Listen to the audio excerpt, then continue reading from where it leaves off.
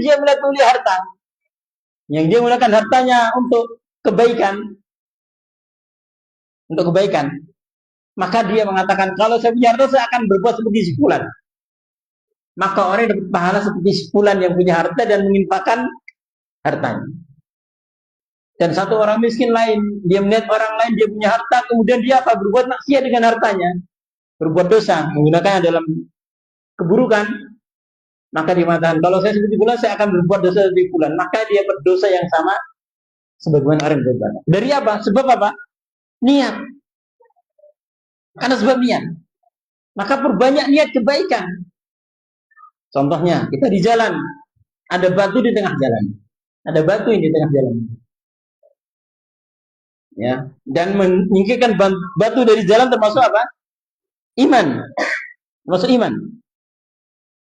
Menurut cabang dari keimanan. Ya, kita lewat, ada batu di jalan. Apa dalam hati kita? Tak berhenti, tak singkirkan batu ini. Ya kan? Atau nanti aja saya mau beli warung dulu, nanti baliknya saya mau angkat batu itu, saya pinggirkan. Nah, dia di seberang jalan lain. Atau dia mengatakan, batu lewat aja. Mana orang paling baik di antara tiga orang ini? Yang dia berhenti, dia angkat batunya, dia singkirkan. Ini termasuk gangguan jalan. Orang kedua, dia pergi ke warung. Nanti saya lah kalau balik, saya baru singkirkan batunya. Saya mau pergi ke warung dulu. Dia balik dari warung sudah diangkat dulu sama orang yang pertama tadi. Dapat pahala nggak orang kedua ini? Dapat pahala. Orang yang ketiga lihat batu di tengah jalan, diam aja. Batu guys. Dapat pahala nggak dia? Tidak. Sekarang rahasianya, bagaimana cara kita menumbuhkan niat baik dalam hati kita? Biar kita tuh sering-sering punya niat yang baik.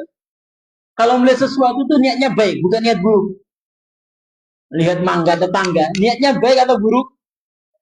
Nanti malam tak ambil. Ya, sampai sholat isya, ya kan? Saud, ya kan? Nggak ada yang tahu. Kalau kita melihat sesuatu, itu bisa timbul niat baik ketika apa? Ketika kita semangat dalam ibadah. Ketika kita tahu keutamaan ini, baru niat ini dapat pahala. Bagaimana kalau kita mengerjakannya?